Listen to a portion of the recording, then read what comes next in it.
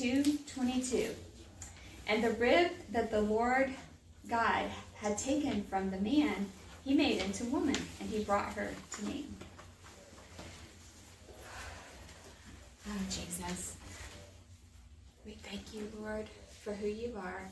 We thank you that we get to participate with you in this amazing, amazing thing that you made called time. And Lord, that just help us see, help us know today. Help us know you. And while this word is going forth, I pray that you would send your Holy Spirit and be speaking in our hearts and our spirits, be whispering in our ears, helping us each understand exactly what you're saying to each of our individual lives. And Lord, that I pray that you would be knitting together inside of us exactly what you want to knit together in the lives before us. Lord, today we're going to be talking about the oil for the lamps. And I pray that, Lord, that if some of us came in here today and with no oil, that we would leave out of here full of oil, Lord. Because your spirit is willing and your spirit is here and your spirit is able. I thank you that you give us the opportunity to take responsibility for that which you have given and entrusted to us. We love you. We thank you that you made us your bride. And oh, help us be faithful. Thank you that you make us faithful when we turn our faces to you. It's in your precious, holy, powerful name we pray. Amen. Okay, so the bride, if we could think about the two things that she is required to do after she gets married, and I'm not going to go back through all the steps that happen because you guys already know this by now because we've talked about it, but after that groom leaves and he says, I'm coming back for you, I'm going to prepare a place for you, then she is left there, and even though she's become a whole new person, wearing a whole new identity, she's still in the same old environment. And she has some new responsibilities, and those responsibilities are to realize and to take responsibility for this new person that she has become. And so the one thing I want to ask you, and I think I know the answer to what you're going to say to this, but have any of you ever been to a wedding where you looked at the bride and you thought, she didn't take responsibility for what she looks like? I haven't either. Every wedding I've been to, that bride looked the best on her wedding day that I've ever seen her. She looked radiant.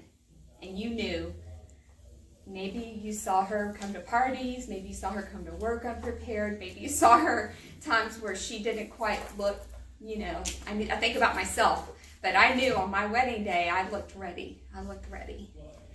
And that's what we're thinking about here, because there is a wedding day coming, and there is a time for us where we have to be ready. And I was thinking about my own wedding, and I'm not the most organized person, if y'all haven't realized, but even on my wedding this came through, because I was supposed to meet with someone to get my hair done, and then that fell through, and so the day of my wedding I couldn't find anyone to do my hair, and I finally found someone, and this young girl, and God just blessed us so much. My hair looked amazing, and I got it done in time. And but then we got to the place where the wedding was taking place in the church, and I didn't have my makeup on, and my daughter was in the wedding, and I think I was more worried about her part in the wedding than me, because she was at the time she was 2, and I was thinking she could really blow this thing. What was I thinking putting her in the wedding, because she was a ringtail tutor, and I was like, she could not, this could make or break it. And so I was really stressed out about her being in the wedding, and I was trying to make sure she was okay and happy, and it was all gonna work out with her. You know how moms are, and there's trying to be the mom, but then it's like, oh, you're the bride. And so anyway, it was just kind of a funny day. And so all of a sudden, when my foster mom comes into, one of the women that helped raise me comes into there, and she's like, we're getting ready to get started, and you just look radiant, but have you done your makeup? I was like, oh my gosh, no. And so, and I, there was shortage of mirrors in this place, and one of my bridesmaids didn't have her dress ready, and so there were lots of women around her in front of the mirror trying to get her dress hemmed just in time before we went out. And I'm like down there in my wedding dress, scooched down in a corner, like trying to do some makeup real quick before I went out. It was a weird day. It was awesome. It was perfectly Rhonda, you know, and so it was fun. But anyway, so sometimes what we're going to talk about today is just being ready for that wedding day. And there's sometimes like me, like the day of my wedding day, I just kept thinking there's going to be this moment when everything clears and my daughter is acting perfect and the mirrors suddenly part and I can get ready and do my makeup. And we're like waiting for these ideal circumstances to happen. And that's when we're thinking, I'm going to get ready then. But they don't happen. They're not going to, because we're living in this world that is so full of the complete opposite of ideal circumstances. And we keep thinking things like, when this happens in my family, when this happens in my job, when my body gets here, when my health gets here, when my marriage gets here, then I'll have time to get myself ready. But we can't. And even that thought isn't a pointer to something, a bigger reality, because the thing is everything that you need to get ready, you already have. Because the weightiness, it feels that there's a weight. You feel it like, I'm not ready. But Jesus could say to you, you are ready. You're ready. Look at me. When you look at me, you're ready. You have everything you need to be ready. We're made right because of Him. He is our ideal circumstance. So when that comes, that's just a pointing to that we've lost that resting in Him. We've lost our rest in Him. That we forget sometimes that we are the bride. We forget. And the degree to which we think we're not ready, and the degree to which we don't really understand that we're the bride, is the degree to which we don't feel ready.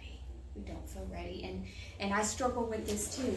But there's moments where, and the longer I'm walking with Jesus, and I'm just finding my joy in Him, and just and I feel ready. I feel ready, even though things aren't ideal. My heart and my joy and the rest in me, I'm just like, I'm ready to see His face. And things here are not ideal, but everything in here is. Everything in here is. And I meant to bring it. There's a thing on my wall that I have that says that it's a quote from Cinderella, and it's real pretty, and it says, one shoe can change your whole life. And I love it. I used to have it hanging in my kitchen, and at the bottom it says Cinderella. And I think sometimes that we walk with one shoe in the old life, one shoe with our pretty on, and we're like, I'm unbalanced. I feel unbalanced because when I walk into this place, I'm walking with my earth shoe on, and this place I'm walking with my heaven shoe on.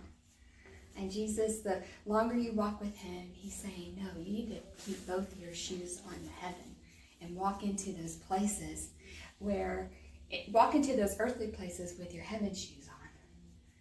And that's when you'll feel ready everywhere you go, because you're walking with me. You're walking with me into those places where it doesn't feel ready, and you'll know that you are my redeemed princess, my bride, every single place you go. And you're bringing my glory into that because you're right with me and you're ready with me. But when we feel the weight of it when we got the wrong shoes on.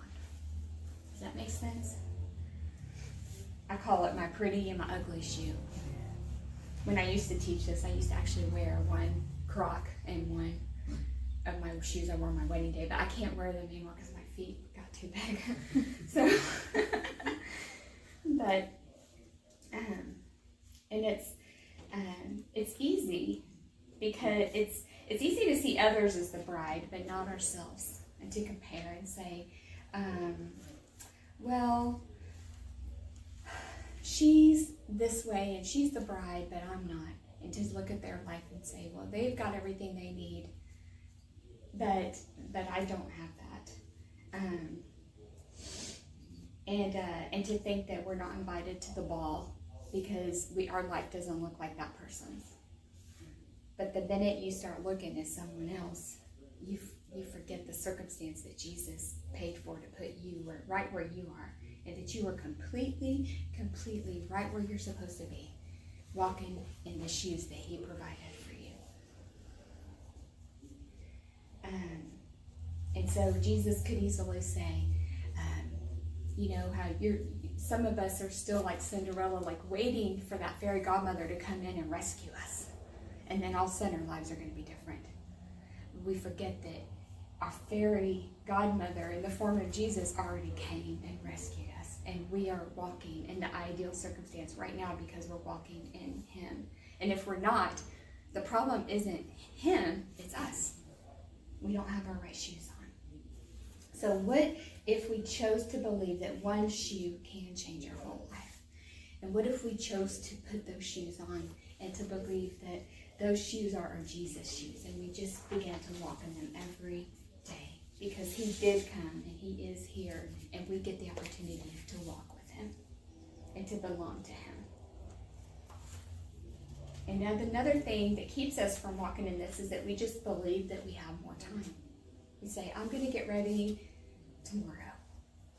And that's where I want to go to Matthew 25, 1 through 12, and just read about the parable of the 10 virgins. And so I'm going to read verses 1 through 12. Actually, I'm going to read verses 1 through 13. It says, "Then the kingdom of heaven will be like 10 virgins who took their lamps and went to meet the bridegroom." Do you remember when we said that he was going to come at night, and that the maidens of the bride were going to come, and that when the party started, they were going to take their lamps and go and meet him? And that's what we're referring to here. And so 5 of them were foolish and 5 were wise. For when the foolish took their lamps, they took no oil with them. But the wise took flasks of oil with their lamps. And as the bridegroom was delayed, they all became drowsy and slept. But at midnight there was a loud cry, "Here is the bridegroom, come out and meet him." Then all those virgins rose and trimmed their lamps. And the foolish said to the wise, "Give me some of your oil, for our lamps are going out." But the wise answered, saying, "Since there will not be enough for us and for you, go therefore to the dealers and buy some for yourself." And while they were going to buy, the bridegroom came, and those who were ready went in with him to the marriage feast, and the door was shut. Afterward, the other virgins came also, saying, "Lord, Lord, open to us." But he answered, "Truly, truly, I say to you, I do not know you. Watch therefore, for you know neither the day nor the hour." He's saying, you do not know when I'm coming, so you have to be ready all the time. And so, it's saying that they were foolish, and there's a correlation between foolishness and laziness. But it's not laziness as in you don't do a lot. It's laziness as in not taking responsibility for the oil that God is giving you. And there's a correlation between drowsiness and sleeping. And when everything about the flesh just gets drowsy and sleeping. And God is, the amazing thing about the oil is his Holy Spirit, and it keeps us awake and alive in him. It keeps us one with him, where we're energized from this inner oil that's churning within us, and we can do things that we couldn't do without him, and we can feel things that we shouldn't feel in this world because of him. And we don't get drowsy because we're staying awake in the Spirit. And that's what we're talking about when we say oil. It doesn't mean I'm serving, I'm telling everyone, although those things are telling people about Jesus, doing Bible study, coming to church, all those, lots of things that we say serving. And the serving is an outpouring. It is when the oil is burning. These are things you naturally do. But those things don't cover up for the oil. because the oil comes with a price, and that price is in the face of Jesus. It's not because of serving. Does that make sense? You can't buy oil by serving, because that's religion. You get oil only from one dealer, and that is the Lord Jesus Christ, and having a relationship with him. So, when they went to meet the bridegroom, there was a journey implied. And obviously, they assumed that this journey was going to be easy, and that they had with them, they already had enough. They thought, I'm enough. And for this journey, I've got everything I need. They didn't realize that there's more required. And so when the journey began to require more than what they had, they let their lamps run dry. So we can assume they fell asleep in the dark of night, and the dark of night will get us, because we're children of the day. We're children of the day. They had forgotten that there was a responsibility to keep the lamp lit so they could keep going forward toward the bridegroom. He gives us the light, but we have to get the oil. He gives us the light, but we have to get the oil. And so I want to talk a little bit about the oil for a minute, and just say a few things about the oil. The oil can run dry. Our oil can run dry, and we all know that. My oil runs dry so fast. And so it takes a while to cultivate where you keep, spiritually speaking, worship helps me keep my oil going. Praying helps my oil going. Just staying in the Word helps my oil going. But if you don't, if I can maybe go a day or two without being in the Word, and I start getting dry. And I can see it. My family can feel it, everyone. And I start getting nasty. And I feel dry. And I'm like that, what I talked about yesterday, Mount Evil. I start getting all dried up and no life living in here. And my family's like, ugh, you need to be with Jesus a little bit. And so we can run dry. It's something we carry in us.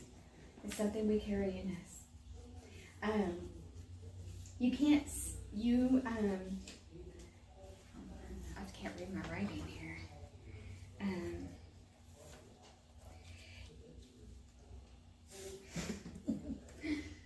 Without it, the lamp can't burn. So the lamp is Jesus. But if you don't have the oil, he can't burn. And so the oil, your responsibility it's not that you can't carry the light, but we can carry the oil. And the oil is what we have, our responsibility to bring to the table, and that's what our relationship with him.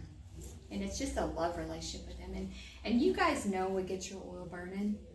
And sometimes it's just listening to worship, and you can feel that oil start churning, and then it gives you a hunger for the Word. Sometimes for me, when my oil is really, really low, I have to say, Jesus, I don't have anything. Can you just get me started?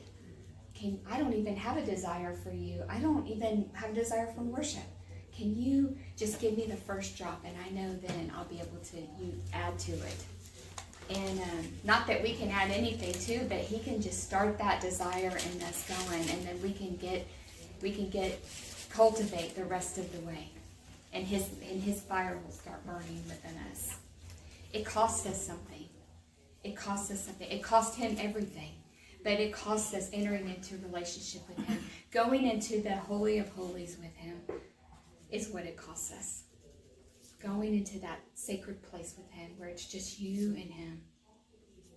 And he'll make you dry. So he'll say, I'm going to let you dry out because I miss you. I want to see your face. And it says in the Word that he is jealous for us. He'll let you get dry because he wants to see your little face. He loves you. And then when you come in there, he'll overflow all over you because he's like, I have missed you. Where have you been, my beloved? And you'll just feel so full of his love. And you'll be like, why was I ever outside of this holy place with you? You guys know exactly what I'm talking about. And there's a relationship between the lack of oil and just getting sleepy.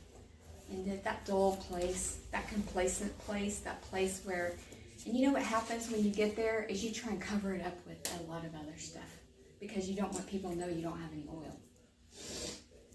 So there's a correlation between being sleepy and not having oil, and the ability to stay awake, because you know what keeps you awake is the oil and the fire. The fire is what keeps you awake, and it's a fire in here that keeps you awake and alive in this world. So I love that. One time I was in car waiting in line, and I saw on the back, and my mind is just crazy, and I was in the back of this line, and y'all know those bumper stickers that people have of the families, and this lady had this bumper sticker, and it was all these zombies instead of it was zombies. And I was like, and I was behind her for a long time, so my imagination just started going crazy.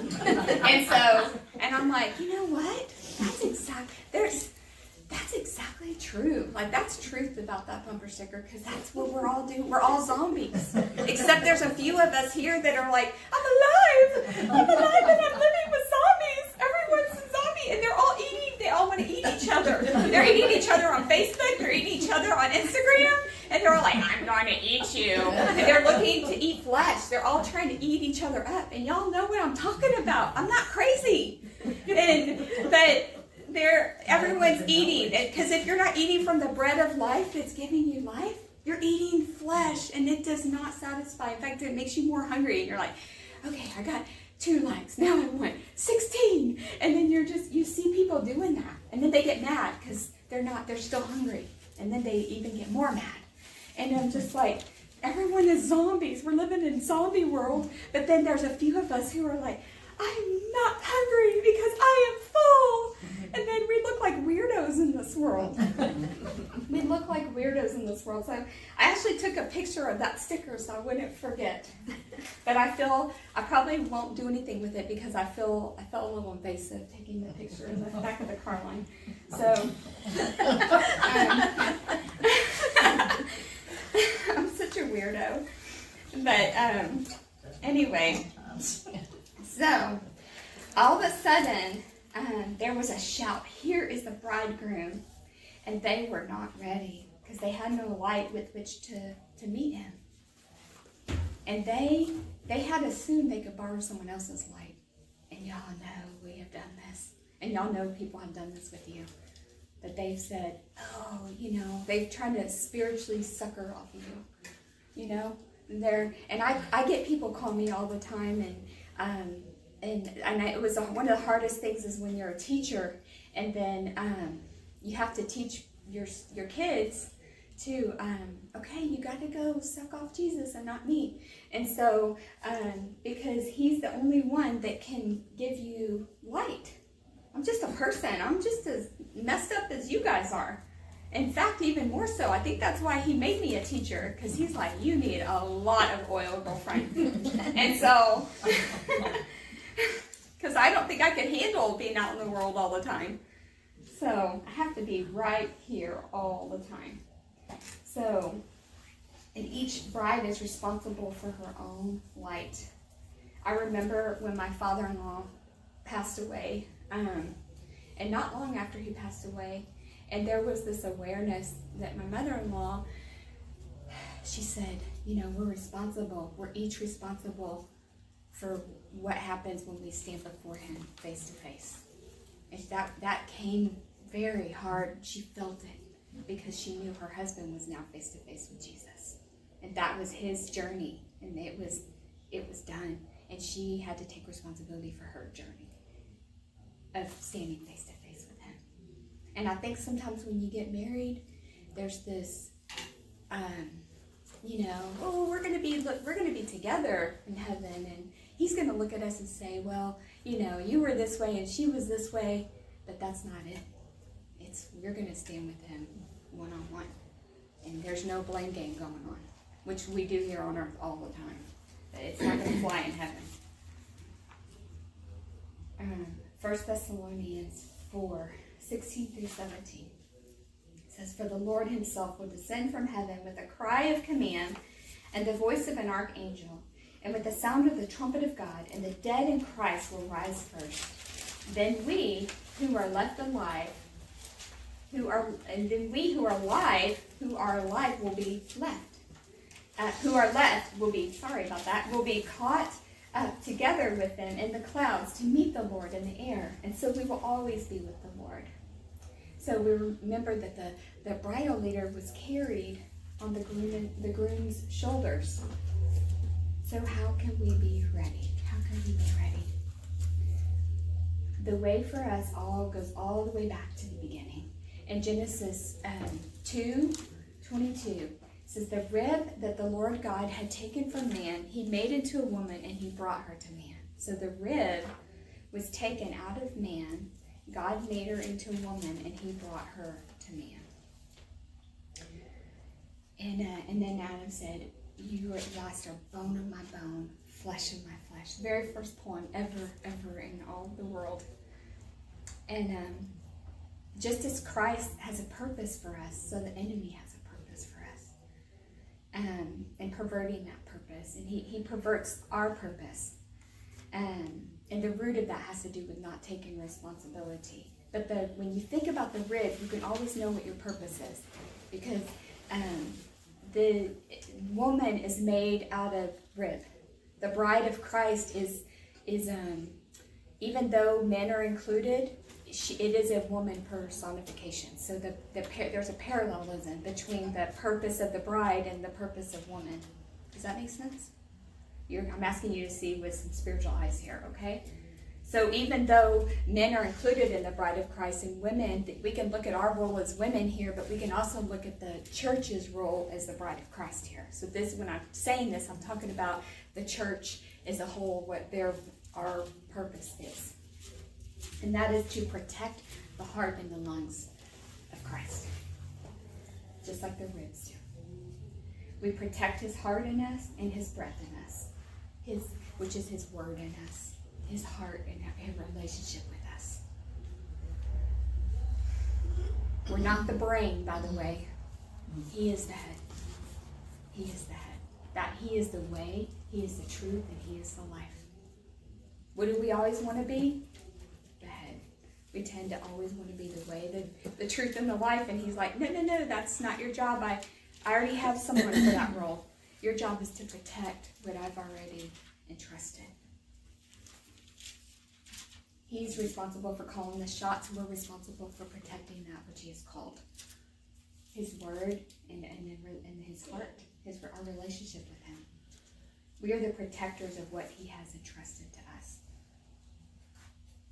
The enemy will convince us that it's not our responsibility to do this, that we must take that rib like a pointer and be like, it's their responsibility, they're falling short, and then use it as a pointer towards other people, towards our husband, towards our children, towards the church, towards President Trump, towards anybody, as long as it's not me. Okay?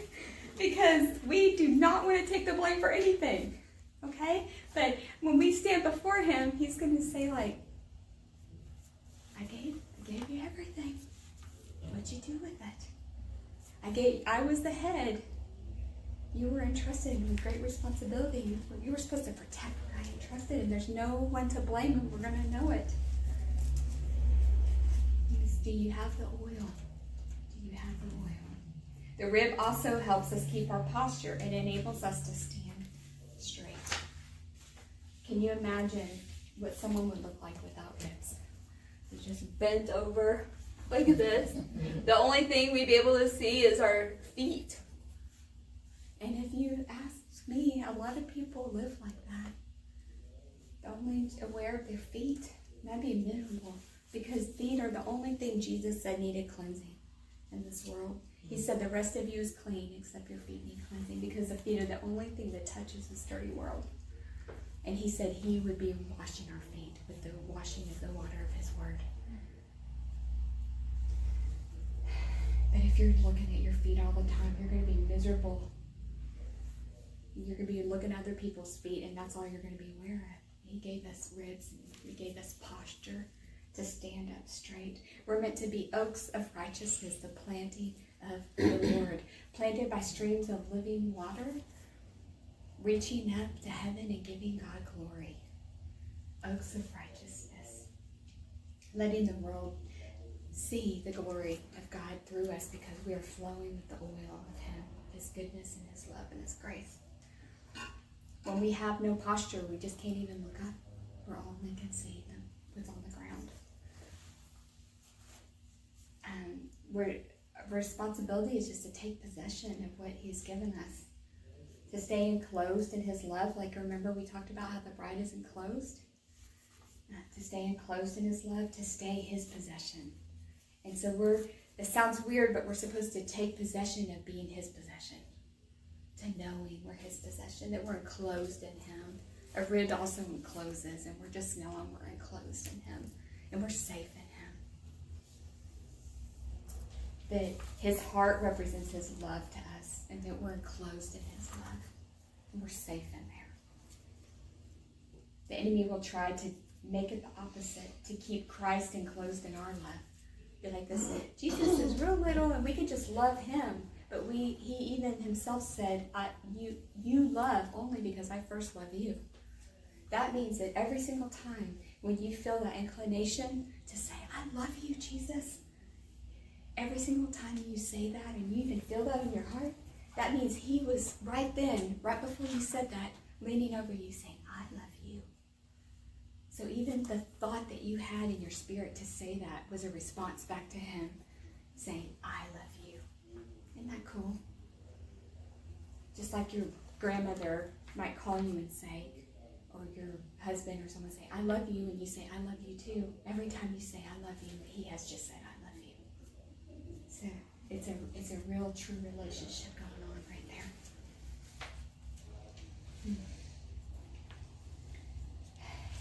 there. There's a lot of ritual going on when we try to cover over not having the oil. And we get to thinking that we're God of this thing. We can have a little Pharisee who we can keep encapsulated in our hearts and tell us what we can and can't do. We have to keep that out. We have to keep it out. And that's part of what this is keeping our oil. Because the oil can't come when there's a Pharisee and they're telling you you're bad and you're wrong and don't do this and others shouldn't do this and do that. Because Jesus said, it is finished. When He said it is finished, all of that is done. It is done. No one can say anything against you because I took everything that anyone could ever say against you upon myself. And it's done. And I took everything you could ever say against them upon myself. So it is finished. So when that Pharisee shows up, that's your sign. Time for oil change. There's some powerlessness when we get the Pharisees, because we get mad because there's no power in God. He starts looking powerless to us, and we feel like we need to come up with our own power. But that's not God at all. There is a power when we get the oil and we release that power in Him. And it doesn't mean that our lives are going to look this amazing, powerful, like the world sees power. It just means that there's a power to stand, even when things are really, really hard, and to shine your light, even when it's really tough out there. He is holding on to us, and we feel it. We feel Him holding on to us, and we feel His light burning through us, even when there's no reason for it to. And those are the times He is most powerful in us. And that's where it comes to the point where I need to talk about my grandma, because I grew up in a home that was not safe, and I had love. My mom was a very amazing lady, but there was just a lot of chaos in our home.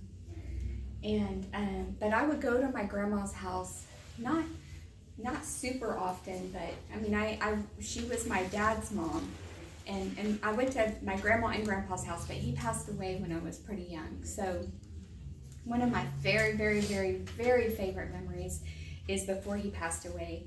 And I only remember this once. So this was one time, but it's still in my heart today. So that tells you how much your times with your grandkids mean. Being asleep, spend the night with them and being asleep right between them. And just feeling like a sense of safety that I never felt any other place. And I always thought it was them. And then after my grandpa passed, I always felt that with my grandma. I always felt it. And I didn't know that was Jesus. I didn't know. I just knew there was something about her that made me feel very at home and very safe and loved and secure.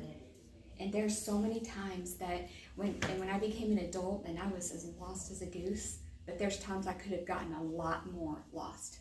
And I thought that was with me. And I thought I better not do that because she could find out about this and that would hurt her. If it was something I knew she wouldn't find out about, I would do it. And I did it. I was bad. But if it was something that she could have found out about, I didn't do it because I did not want to hurt her. And for some reason, that just she became like the person that I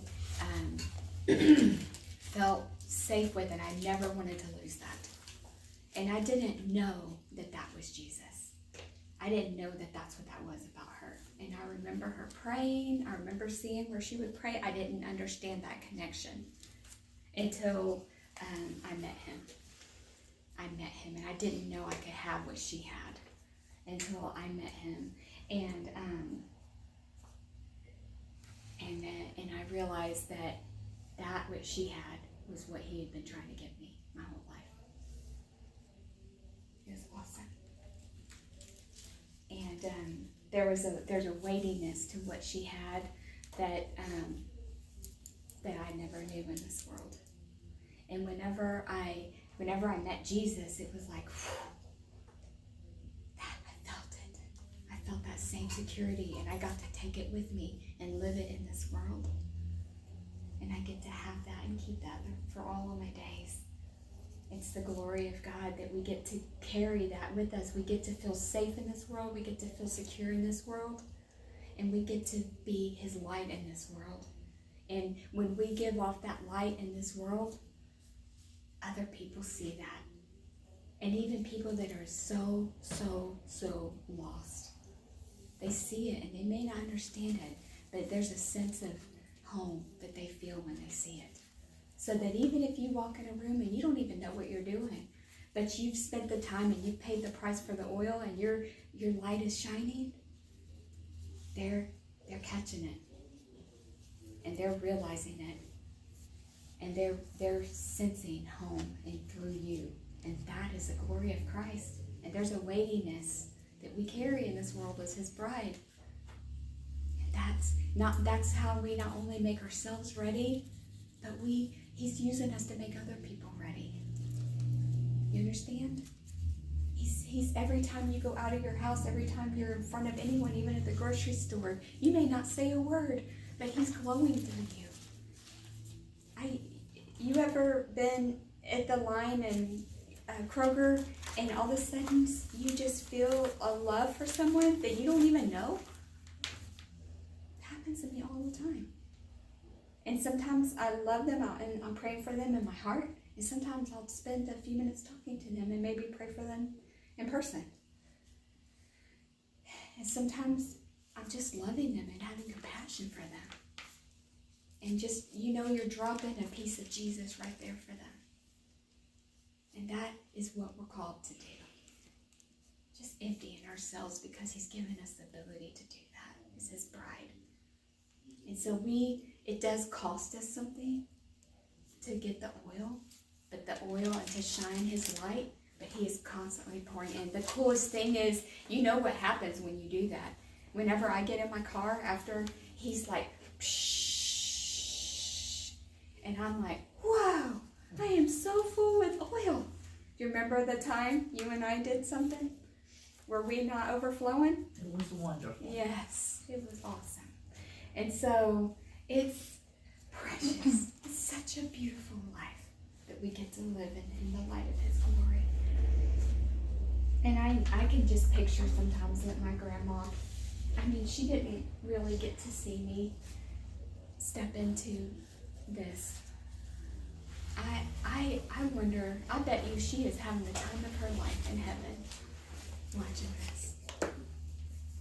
I don't know if I told y'all or not, but I had a dream about her a few years ago where she and my grandpa and some of my other relatives were in this beautiful little chapel, and it was a very, very,